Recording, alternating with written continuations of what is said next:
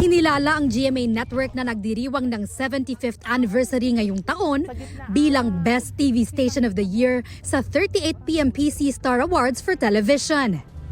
Ang paborito niyong kasama tuwing umaga na 25 years na nagbibigay ng serbisyo, balita, impormasyon at saya, unang hirit, ang Best Morning Show.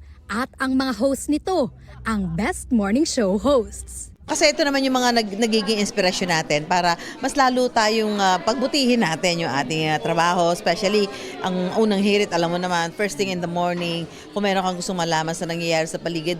Best Magazine Show ang Kapuso Mo Jessica Soho. Best Documentary Program ang The Ato Maralo Specials. Habang ang Eyewitness, ginawaran ng Hall of Fame para sa Best Documentary Program category. Ang award-winning hosts ng Eyewitness naman ang Best Documentary Program hosts. Best Public Service Program ang Wish Ko Lang at ang hit GMA Afternoon Prime Series na Abot Kamay na Pangarap ang Best Daytime Drama.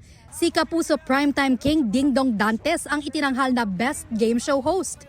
Si Ding Dong din ang itinanghal na Best Educational Show Host. Best Drama Anthology ang Magpakailanman.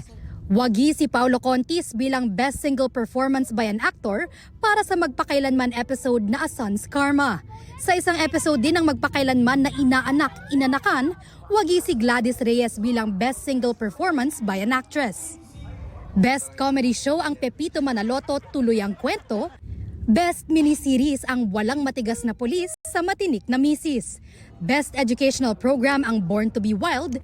Best Celebrity Talk Show ang My Mother, My Story, habang ang host nito na si Boy Abunda ang Best Celebrity Talk Show host. Best Showbiz-Oriented Talk Show ang Fast Talk with Boy Abunda.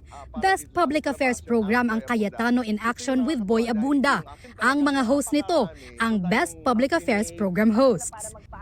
Best Public Service Program host si Dr. Edinel Calvario. Best Variety Show ang It's Showtime.